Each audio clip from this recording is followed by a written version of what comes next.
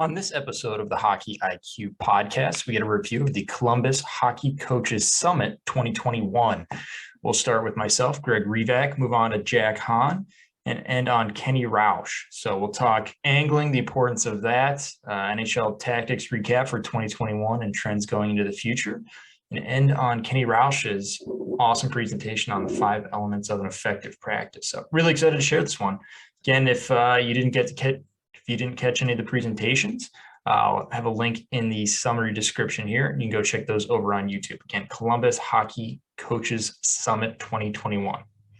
Let's get into it. Welcome, everyone. My name is Greg Revak. You can find me on Twitter at Coach Revak. So let's get going. Angling for defense, for offense. So what is angling? Angling is coming in not in a straight line, but rather on an arc towards a player, trying to close them off, close their space off. There's this great graphic that you see on your screen from Mitch Brown showing the power of angling here. And this will go into the next stage of why I think it's a skill. So Brian Rust here is taking an angle on Brown. If he is successful, he takes that puck and immediately turns on to offense. If unsuccessful, well, not exactly what you want to have happen, you're able to get your toe caps up ice in the direction that the other team's skating and recover very quickly. So it's a great tool to put in the toolkit and become very, very skilled at this. So let's dive into why I think it's an important skill, an important thing. And the common thing that you will hear at a rink is read and react, read and react.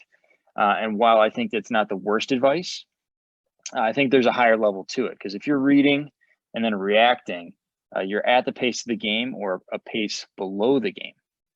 What we really want to be preaching to our players is read and dictate. You know, players should have the ability and have the tools to dictate play, and have this proactive mindset rather than just waiting for something to happen and then reacting, proactively controlling the game, dictating that game. So I think read and dictate is really where we want to go, and less from read and react. While read and react is something you have to do sometimes, for the most times, we can really get to the point where we can read and dictate on the game itself. So like I've alluded to before, angling is a skill. I think it's the most underrated skill in hockey. The main reason why is because players that take great angles and the angles that are provided control the entirety of the game. They are dictating the terms of play. So if you've got a player that's extremely good at angling and understanding the angles, they shape the entire game, which all other players must play on. And they can start to bend that game into their advantage. So super, super important skill. The most common one you'll see is F1 on the forecheck. And while that is important, I think the other important factor here, I was thinking about the players away from the puck, whether that be defense, could be in situations that are just not super clear. But if you watch the game closely, you start to understand that these are unbelievably valuable, unbelievably important, and truly dictating, controlling the entirety of the game. So for me, I like to think of it as we want to be actively taking oppositions into bad spots. We want to be actively taking away their lanes and really allowing yourself or your players to be very, very hard to play against. If you're dictating, controlling available space, and you're continually putting players in compromising positions, so whether they get a pass and now they're in a bad spot, or they just never get a pass, that is unbelievably difficult to play against and frustrates a lot of players, especially if they're not getting their puck touches, or if they are getting it, they're getting it immediately taken away, or they don't really have options. So super, super important. When we back this up one element to be effective at angling, there's ancillary skills. The big two are the ability to skate on arcs and stick awareness. So with skating on arcs, it allows you to show players space and herd them like you're a sheep herder. Very effective getting players to go places where you want them. You're skating in straight lines, you're super easy to get around. And when this is done properly, you'll see players actually picking up speed into an opponent. The most common thing that I've seen and I've heard people talk about when we're talking angling is for players that have weak outside edges. Guys that don't have, or girls that don't have a stronger outside edge tend to struggle with taking quality angles and the ability to close off space effectively, especially in this day and age where everything's less about hard contact and more about controlling space. So first thing I would say is if you have problems with players taking angles after you've worked on it, it's most likely going to be skating and something you want to look at there. Second big element to angling is stick awareness. How do players use their stick to influence play? First off, being able to steer opponents into bad ice or taking away the desirable passing lanes. And second is for contact and stripping away pucks, whether that be leading stick on puck or just jarring it loose with a little tick through the passing lane. So I often take a player's stick when we're doing this or someone's not doing it properly and asking them, what is this stick, and they go, oh, it's a hockey stick, coach, ha, ha, ha. Well, realistically, maybe we should be thinking of this as 4 to 6 feet of space and quality real estate that the opposition has to worry about. If you're not leading stick on puck and you're just going for contact, you're giving up that quality real estate. You're giving up that tool that we have to play with. So those are the two big elements. First, I wanted to show a video because I think it's so powerful to understand that no matter your talent level, this is an important skill. Here's Wayne Gretzky. Everyone thinks of his on the puck play, but realistically off the puck, he was a hound. He put sticks in passing lanes. Great stick. Took great angles and closed players off. And we're going to see this through these highlights that, yeah, he was great with all his wizardry skills, but he was also great off the puck, taking angles, controlling the game, and controlling the space. Just absolute hockey genius. Excellent stuff there from Gretzky. All-time great for a reason. The next example I want to show is the classic that everyone can think of. You think of an F1, their role primarily is to take that play, split the ice in half, and force it onto one side where you can get a numerical advantage, take away the puck, etc. So I'm going to show Vinny Trocheck of Team North America. We're going to focus on his arc skating and his stick detail. This is just an unbelievable masterclass in stick detail. His skating on an arc is also fantastic. We're going to freeze frame this as we go along here. So as the clip starts, we're at the very bottom of the screen. We're looking at Vinny Trocheck in white going against Sweden here in blue. So to start the clip, we see Trocheck has his stick along the wall. The Swedish defender shoulder check to see that it's there, does not want to make that high risk play, exactly what Trocheck wants him to do, and forcing that play to go D to D or to the other side or continue to go back towards their own net.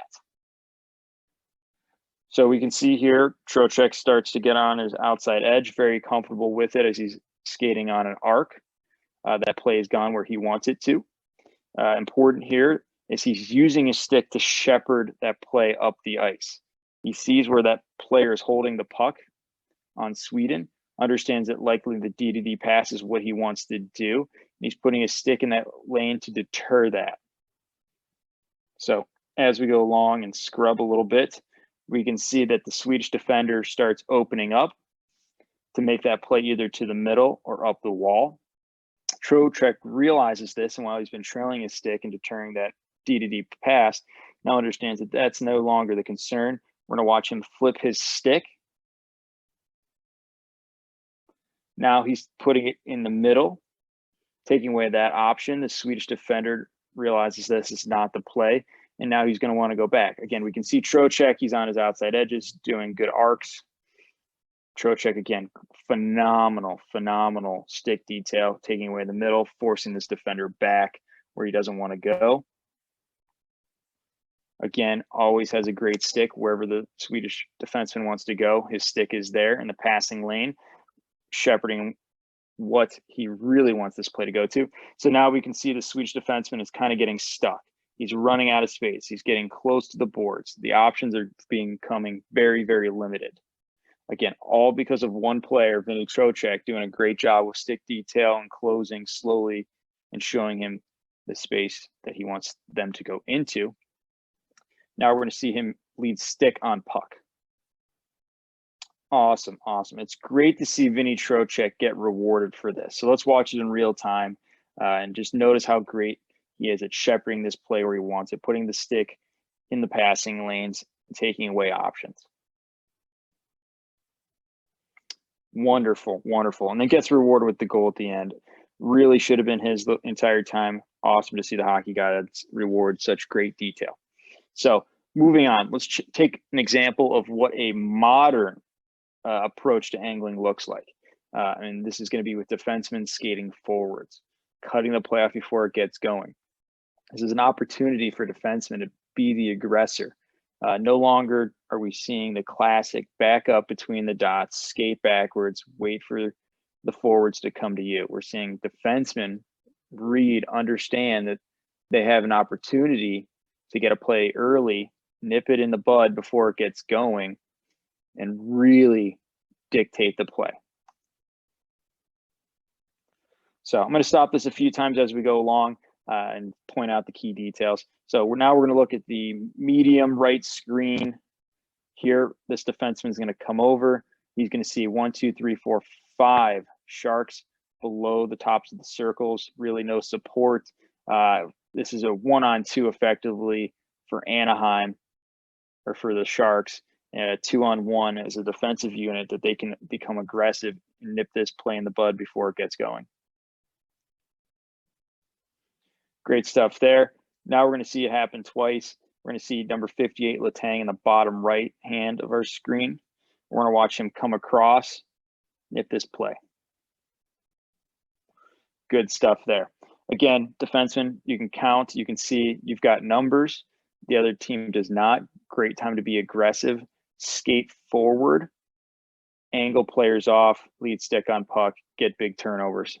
Huge amount of contact is unnecessary. So let's watch 23, bottom right-hand corner again, coming across the ice to make the play. Number 3, Hall on Toronto, bottom left-hand corner, going to come across. Unbelievable play by Washington to get out of it, but still slows the play down enough to allow back pressure to get there. So what was probably going to be a 3-on-2 ended up being a 2-on-2, maybe a 2-on-3 at best. So great way to manage risk, phenomenal. So we're going to watch skating forward here, angling to the boards once, and then twice as we see Schultz come across. There's the first one. We can see skating forward, attacking, not just turning around, skating backwards and taking away the middle. We're going to actively go get this puck. So last one, got to end on a goal here. Toronto does a great job. There are numbers for Buffalo. This player's his head down, can be put in a bad spot early. He tries to make a play, get a good tick on the stick on that puck, turn it over and go back the other direction. If we go back ever so slightly, we can see even if he does get beat in some way, we can see his toe caps right here are turned, skating up ice. He's going to be able to gap up, take away any kind of play. No big deal. While this used to be called a more aggressive and risky play, while it is aggressive, I would say this is the safest play that this defenseman can make right here. Excellent, excellent stuff. So we can see how important this is, that it's being used all over the ice in ways that we've seen it traditionally be used, in ways that we're seeing more and more as the trends progress of how it's being used to effectively play defense. So that's the one way. And there's always a cat and mouse, a yin and a yang to these things, right? That one side takes a huge step forward, the other side has to figure it out, and they take a step forward. And while I've seen a lot on the defensive side without the puck, I have yet to see much come out about creating issues for players that are trying to angle you. So what about the offense? How do we create issues for the people trying to angle us? And I think this is the huge opportunity that people have to really showcase a skill to a player and really open their eyes. So the basic concept is the ability to control the defender's skates. The person trying to angle you, try to control their skates. And the best way that you can do this is skating directly at players trying to angle you, right? The their job is to slowly take you off and force you into a compromising position. And the way that they do that is they get on one side of you and push you to that side, to the boards, to the bad ice, to one of their teammates. So whatever that may be, but you can get back at them and lock in their skates and not allow them to do that by skating directly at them. All you need then is one fake move. You got them beat. It's very, very difficult to contain if you're skating directly at a player. Now, this isn't end all be all. If someone's got you gapped, they're skating backwards, you're skating forwards. Skating at them may not be the best move, but you're going to see how this pins players into positions and allows manipulation of space. So video here, skating directly at players, fast, slow, neutral zone, defensive zone, offensive zone. We're going to see all elements of how this can be an effective tactic. So let's watch Marner here. So this defenseman tries to pivot, skate backwards. He gets jammed by Marner going at him for a half second. Marner realizes that his feet are basically stuck in the ice, kicks it back outside, and this defenseman has to pivot again. Now Marner's got a step on him, probably 2 steps, and has the ability to make a genius level play. Awesome stuff there. So we can see it's an effective tactic, all 3 zones, all situations, and how you can place players in very compromising positions. But a specific area I want to talk about, and especially you can talk about this with the players that are a little higher IQ, is the concept of saving ice. Benefit of not just controlling the feet, but controlling their positioning and allowing space to be open for when you truly want it. I call it saving ice because you're skating at a player, pinning into a position, saving open ice that you normally would have skated into for later. The most common mistake you'll see is players see open ice and they skate directly into it. Well, that space then immediately is going to be cut off. People see, oh, open ice, I need to close this space, be a defender there. And you'll often see that from weaker players or just players that are at a lower level. They don't understand this concept yet. So you'll see them skating themselves into open ice, into bad positions, rather than the ability to skating and controlling positioning, controlling feet. So I think the best way to do this is through an example of Torrey Krug. Absolutely phenomenal way of saving ice here. So we got end-to-end vision here. It's man-to-man coverage. Everyone's going to spread out and play some one-on-one hockey. So right here, Parise realizes he's not in a great position. He probably shouldn't have started from the middle of the ice to play Krug. So at this point, he's just trying to turn around, skate backwards, angle Krug to one side of the ice.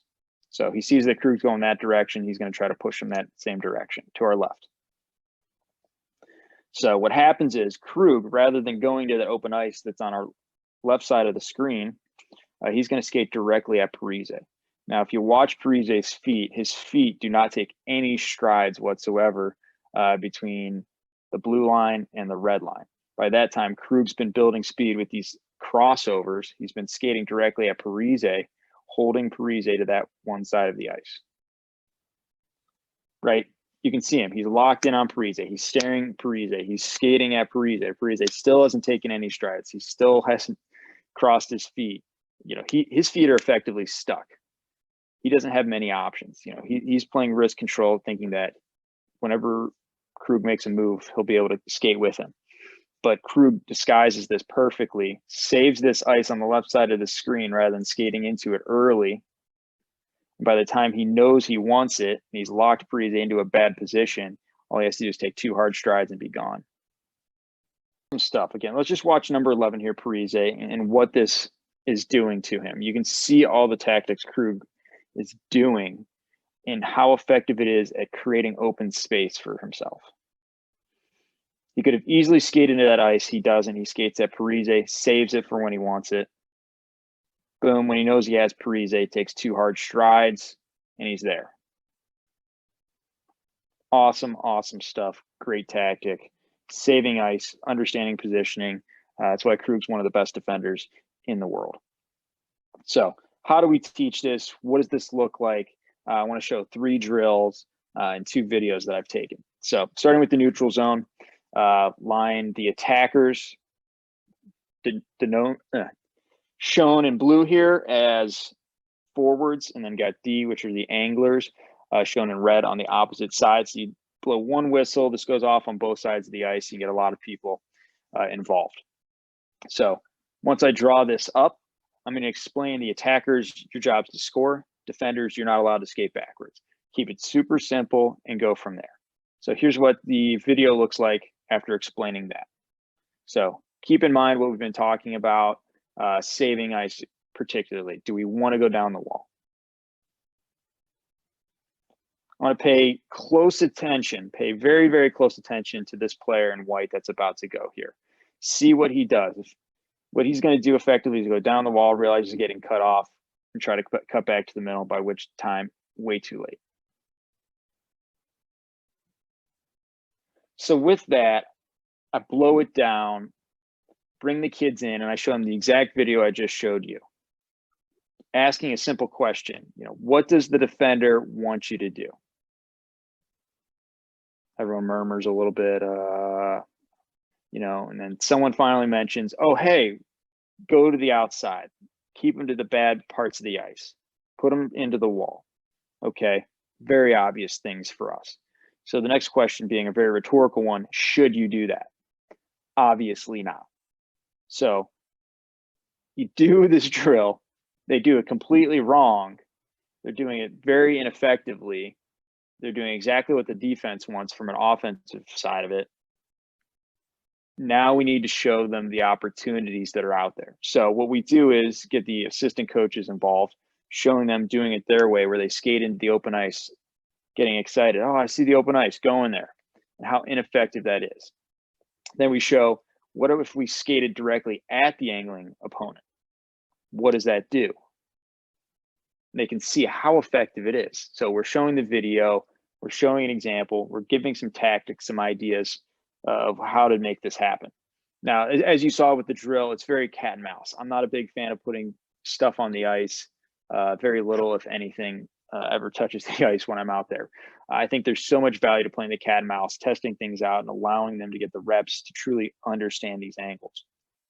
So this is the video directly after we had that conversation, and see the difference between the two. So some are better than others, but you can see they're starting to get the idea of not getting too excited to go to one area of the ice. So next up in line is our hero here in white that we just keyed in on. See what he does differently. See how effective this is. I'm going to play this twice because you need to watch the kid in the white, and then you need to watch the person trying to angle him and what happens to his feet. Look at the difference. Unbelievable. Now this time, watch the defender's feet. Watch how he gets his feet jammed, and it makes it so easy for this player who struggled so much the last rep. A little stutter step, spraying of the ice, and now boom, he's in on net.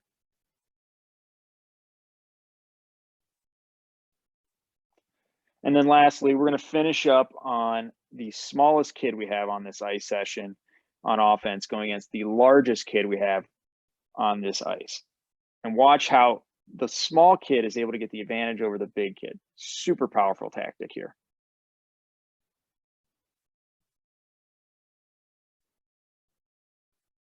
Great learning all the way around. Awesome, awesome stuff. Again, cat and mouse setup. Rep it out. They start to understand. They start to get it. They start to understand what they need to do from a defensive standpoint and then from an offensive standpoint. It's just great learning both ways. Lastly, I want to finish up with two drills of how we can take this to other spots on the ice. We've done the neutral zone. So let's take this into offensive/defensive zone. Start with an attacker behind the net. Their goal is to get outside the blue line. They take the puck. Their only rule is you got to go around the net. Other than that, free wheel. You can do whatever you want. Chip it, slow up, slow down, skate at open space, skate at a player, whatever. So start usually one-on-one, some basic angling, just get a feel for it. But I think there's even an extra element that we can add is having one puck carrier with two defenders, two anglers. And then the second person can understand the defensive spacing that's required. Should they be close? Should they be further away? how can they read off their teammate? Is my teammate coming in too shallow? Is he coming in too high? Should I then position myself on the other side of that to understand he's giving this to the opponent? I need to be there because more than likely the opponent's going to go there. So really good cat and mouse game. I definitely would say get up to a 1v2 situation. And then lastly, small area games. Spot a puck to one side. That side becomes the offense to start. And then you've got defense on the other. They've got an angle. Again, same rule. Got to go around the net. But you can get this up from 1-on-1 to a 2-on-2, 3-on-3. And if you're crazy, go 4-on-4. I think 2s and 3s are the best because you can get a good sort and you can see players angling off of the puck and pushing players to bad spots on the ice. So if they do get a puck, it's bad. So spot a puck, play it out for 10, 15 seconds, continue that. Great, great stuff there. So thank you for tuning in to my presentation on angling here. You can follow me on Twitter at Coach Revak. Follow me all over the web. Do some writing for the coaches site. And then myself and Dan will also do team and individual video analysis, whether it be games, technique. Done a lot of stuff on shooting this summer through COVID, but also just talking with coaches on a lot of this stuff as well and being consultants. So really excited to help out the community. Glad you all tuned in for this. Really excited to share this great technique. Make sure to let me know how it goes for your organization and your team. Take care. So obviously I watch a lot of hockey, working with my clients, whether at the pro or minor hockey level. And one of the things that I really found interesting this past year was how, even as we're getting kind of up to speed on what hockey is all about at the pro level now, is that it's still changing.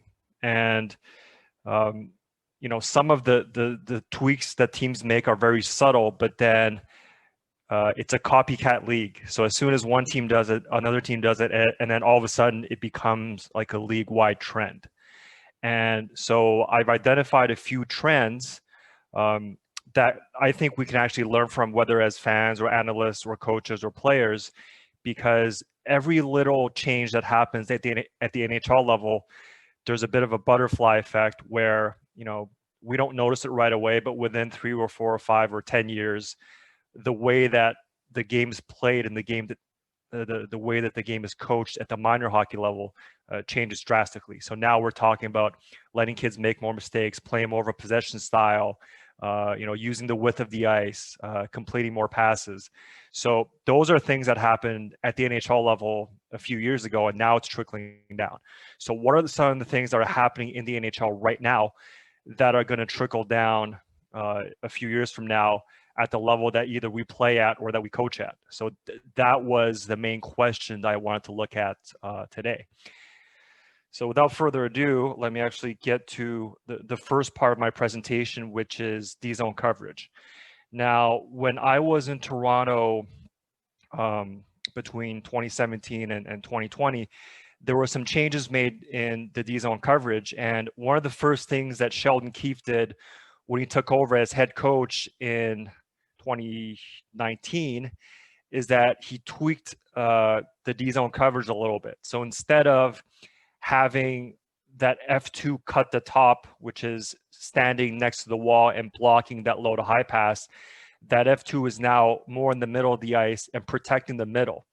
And the thinking was that, well, first of all, the Islanders were using it very successfully with Barry Trotz. And they were able to kind of give up that low to high and then either block a shot or block a slot pass and take away the most dangerous looks. So really, the Islanders still play this way, but when we get to 2021 now, is that the Leafs actually went back to playing a little bit more aggressive. And the whole idea now is we don't even want to let the first play happen. So whether you watch the Leafs, whether you watch Carolina, whether you watch Tampa Bay, they're very aggressively taking away that initial low to high pass. And the thinking is that if the other team is cycling in your zone, you want to pressure the play and you want to stop it as soon as possible.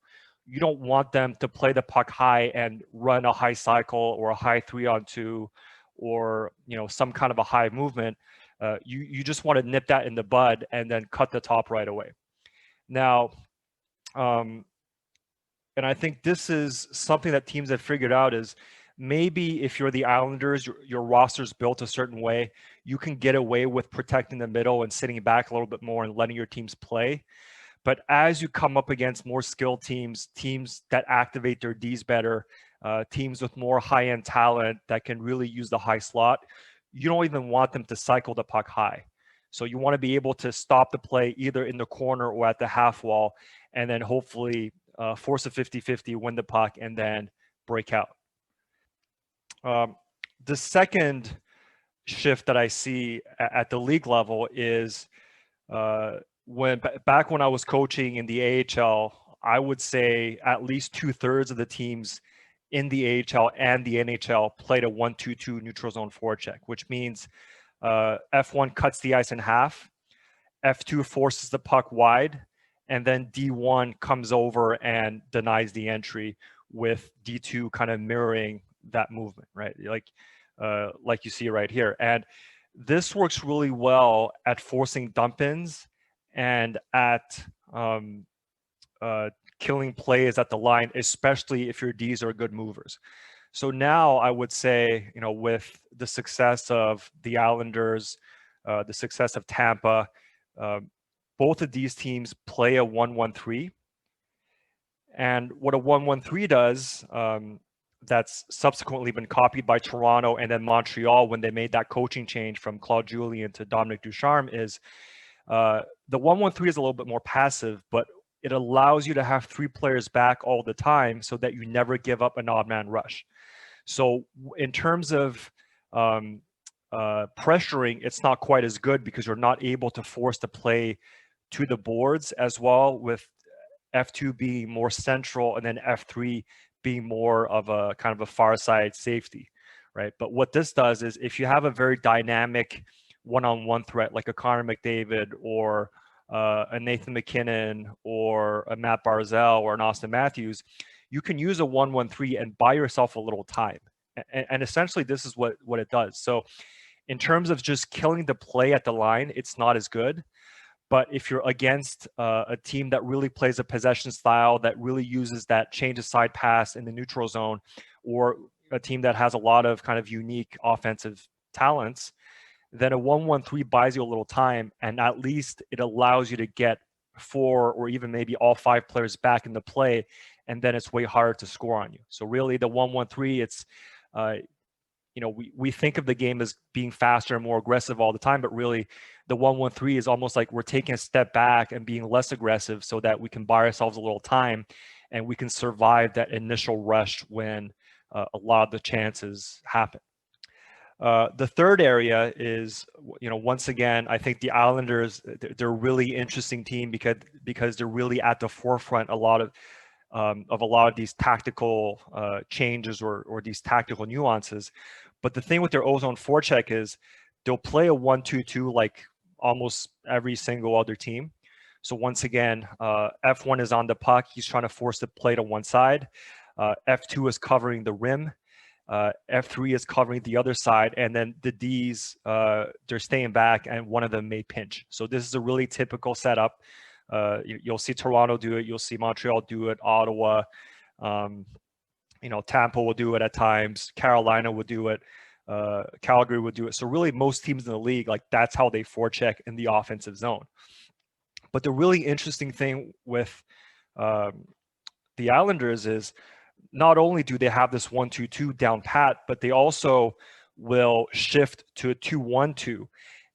For me, like I'm still trying to figure out what their trigger points are, like what's going to happen that's going to make the players decide to switch from a 1-2-2 to 2-1-2, because unless you're in the room, unless you're in the meeting, you don't necessarily know the trigger point, but all you see is that they're able to shift very fluently from a 1-2-2 to 2-1-2 like this. And we always talk about the importance of being deceptive or being manipulative when you have the puck. And actually, the cool thing with the Islanders is that they're really deceptive without the puck, because as a D, if you read a 1-2-2, you can reverse your partner, you can go D to D, you can maybe beat F1 and hit the middle. But then that same read, if they actually come in with a 2-1-2, you're running right into pressure. So if you're reversing the puck, that second Islanders forechecker is going to be right on your partner. If you try to beat F1 and gain the middle, that high player is going to be in your face. So what happens is that the Islanders are really tough to play against because they have two looks, not just one. So you can never take it for granted where their forecheckers are. You always got to be looking up and scanning the ice and kind of talking things out as you go, which is really difficult to do if you have the puck and there's pressure on you. So that's something I think a lot of teams are going to embrace in the coming years, where it's going to involve more teaching. It's going to involve maybe more deliberate practice. But I think you're going to start seeing teams throwing two different forecheck formations in open play, right? And that's going to be something I think that we should watch out for. It's something that's going to be really, both it's going to be more demanding for the players, but also for the coaches, because now you got to teach more in the same amount of time, and you got to implement two systems or two schemes when normally you're only implementing one. So I'll be curious to see how that shakes out. In terms of offensive transition, Colorado and Florida are the two best teams in the league in terms of creating chances and shots off the rush. Carolina does it differently. They're more of a dump and chase team, but they play really fast. So really now we see kind of two different mentalities when it comes to transition play.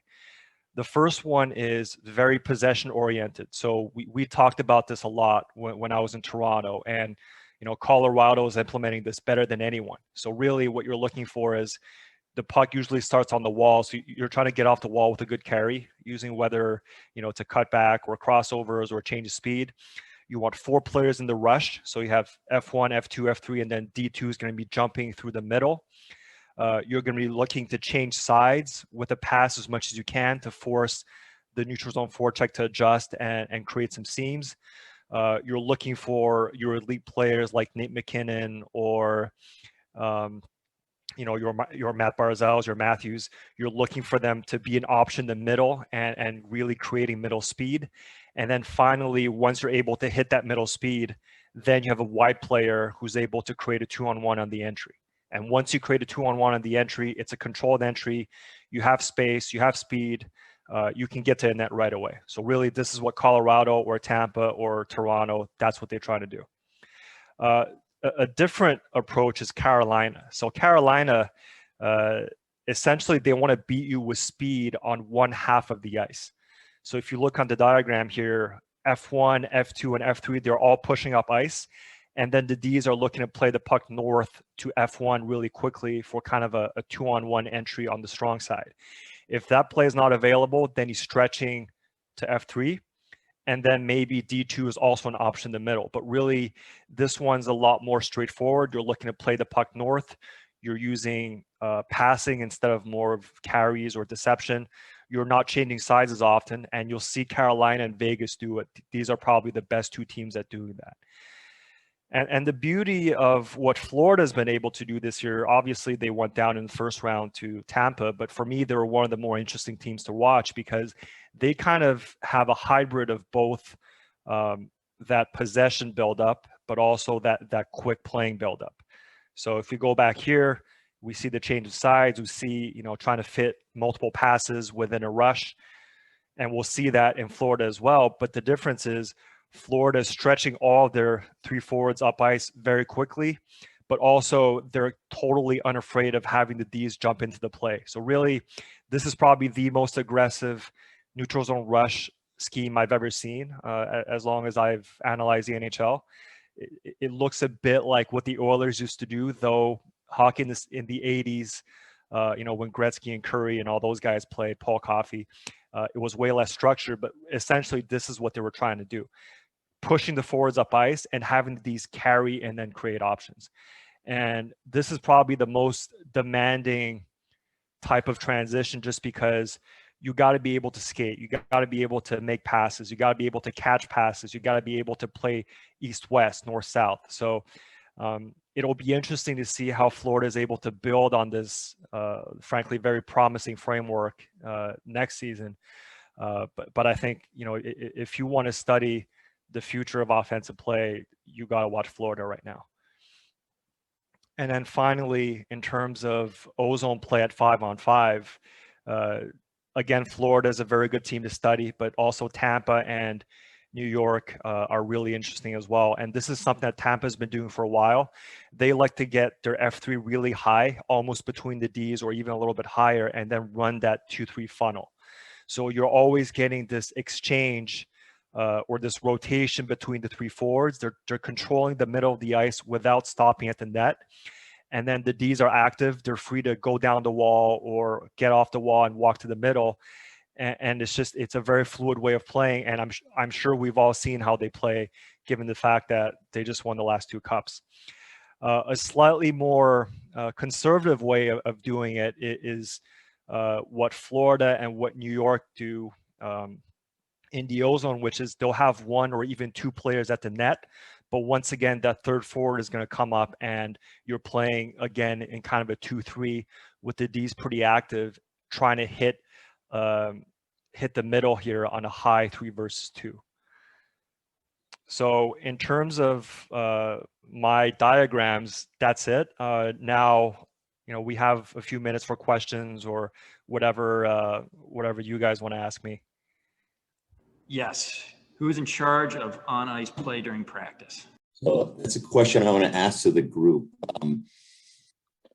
The coach sets up environments, but the players should be in charge of the actual decision making. Beautiful, right? It's a little bit of a give and take. It's not just one. Right? Everyone thinks, well, coach is in charge because he sets everything up. But if the players don't have some ownership to it, it really doesn't matter what practice looks like. So we're talking about what we want player development to look like. And then we're going to ask this is who's in charge of play on ice play during a game. He says the players. He's right here with us. Oh, okay. So he says the player. Why the player, Greg? Yeah, they're the ones playing. As John Cooper says, he's just going out there to chew gum. It's funny. I actually reference a John Cooper quote all the time. It was not this past playoff, but the year before.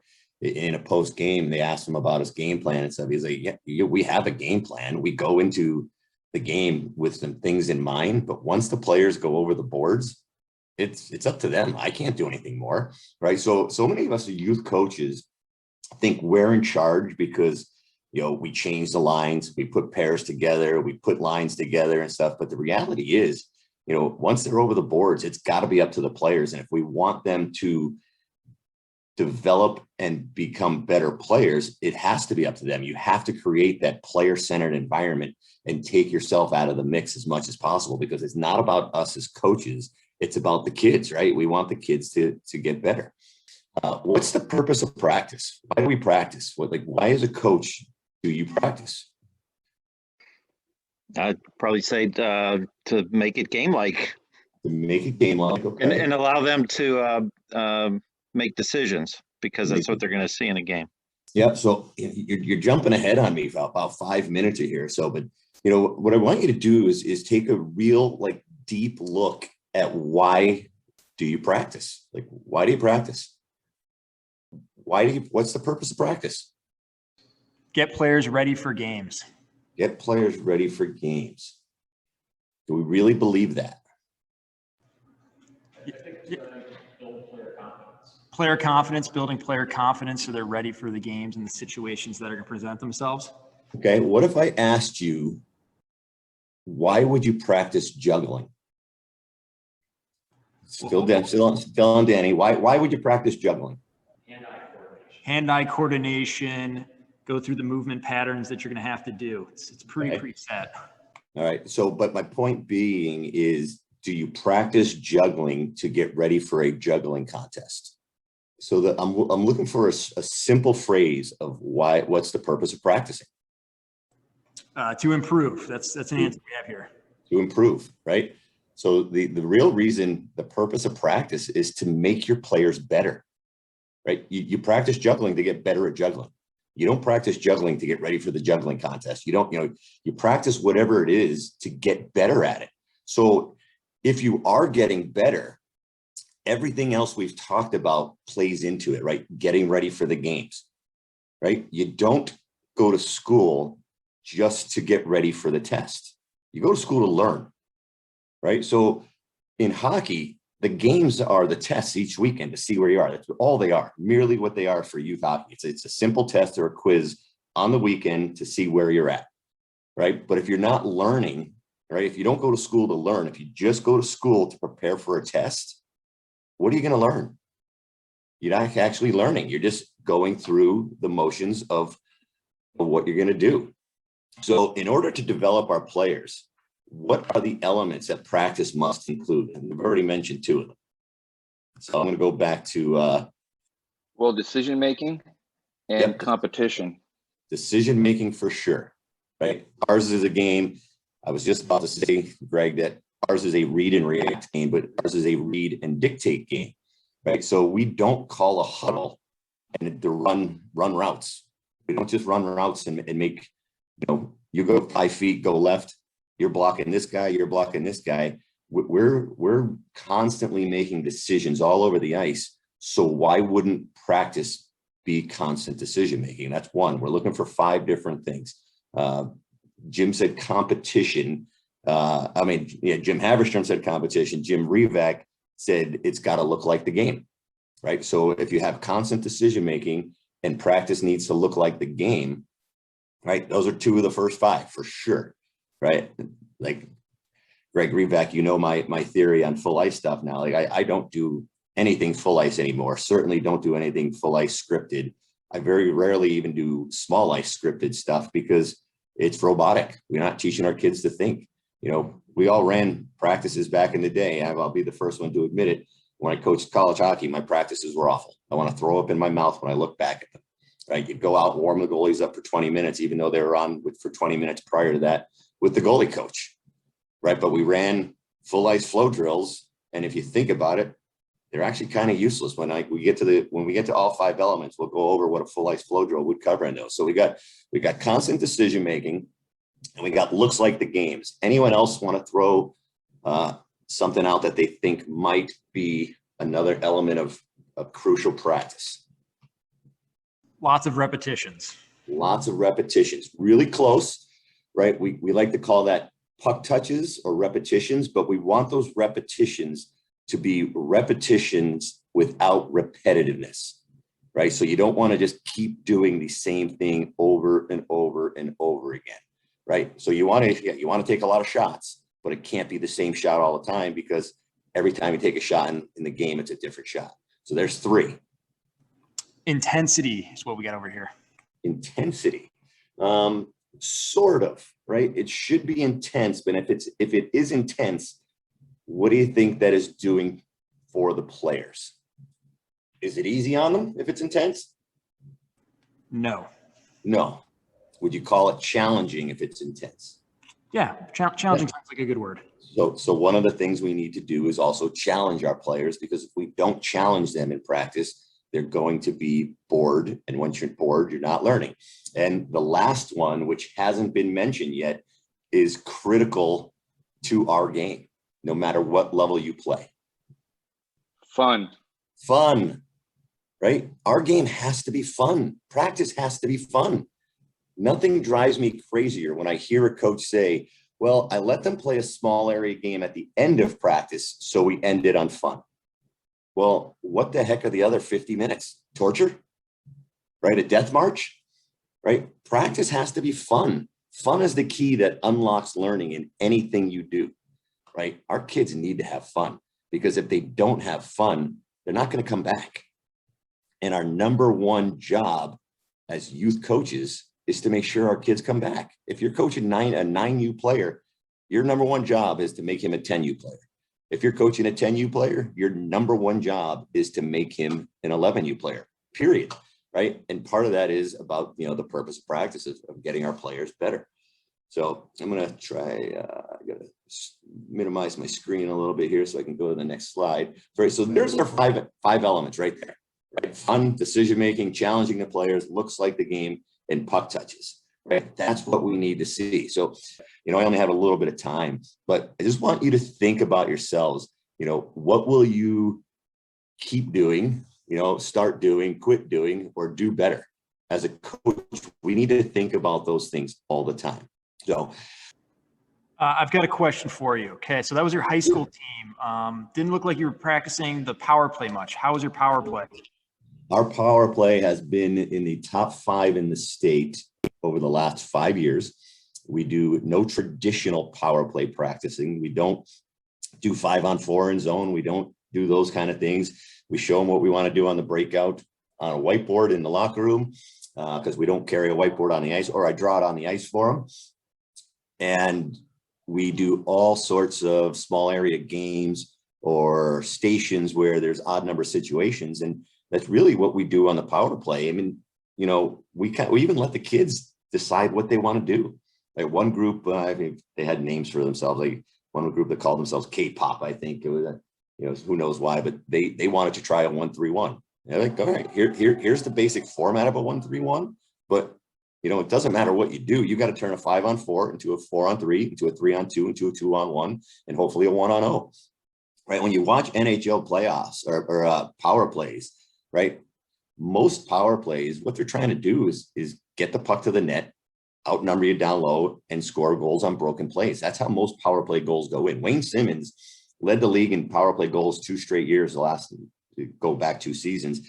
Not one of his power play goals was more than 3 feet away from the net, right? So it just goes to show you, get it to the net, rebounds, tips, whatever it may be. And my revelation came about 6 or 7 years ago. I happened to be in New York during the playoffs and was watching the Rangers play the Capitals, and the Rangers went 3 for 5 on power play. You wake up, you read the paper the next morning, and you're like, holy crap, 3 for 5, their power play was clicking. Well, here was their 3 power play goals. The first one, Washington tries to get it out of the zone. Keith Yandel kept it in on his backhand on a wrap, walked the line, throws it at the net, hits 2 different shafts, goes in. All right, there's 1 for 1. I think the next power play, they didn't score. The next power play goal, they've got a puck down low. Brassard tries to make a pass out front, and it goes off a defenseman skating in. There's 2 for 3. Don't score on the other one, you're 2 for 4. The last power play goal is a rush coming up the ice on the breakout, zone entry, and I forget it was Giordano or someone else tries to make a play, goes into the corner. Giordano, being a defenseman, realizes, hey, I'm open, parks himself at the top of the crease. Brassard gets it, gives it to him, quick one-timer on top of the crease and in. Certainly not the way you draw up anything, but that's their 3 power play goals, right? And the last one, if you look back the way the game used to be played or used to be coached, right? My dad was my coach. He would have been screaming at Giordano to get back because he was a defenseman. Right? And you watch the game now, it's nearly positionless with the way guys are all over the ice and the way they interact and interchange. And I can't tell you how many times during the playoffs I saw a defenseman pass to a defenseman in the offensive zone below the hash marks. Right? That never would have happened 15 years ago, but it's the way the game's played. Right? Rasmus Dahlin, I talked to his dad and I'm like, when did he start being a full-time defenseman? He's like, when he was 17 years old. He played everything growing up. He plays goalie and floorball. And in his words, he's like, well, I line up at lefty. Right? Other than that, I just play hockey. So that's kind of a quick philosophy of what we look to do and put kids in the environment just to get better and improve. And it works. Well, I hope you enjoyed that episode. I know I did. So before we let you go, though, we'd like to remind you to please like our podcast, subscribe to it, give us a follow, and share this with all the hockey people in your life. We really appreciate growing this community, this podcast. Remember, we also have a newsletter, the Hockey IQ newsletter as well. Really excited to continue to grow this. So please help us grow this further by liking, subscribing, following, and sharing with everyone. So appreciate you all. Take care.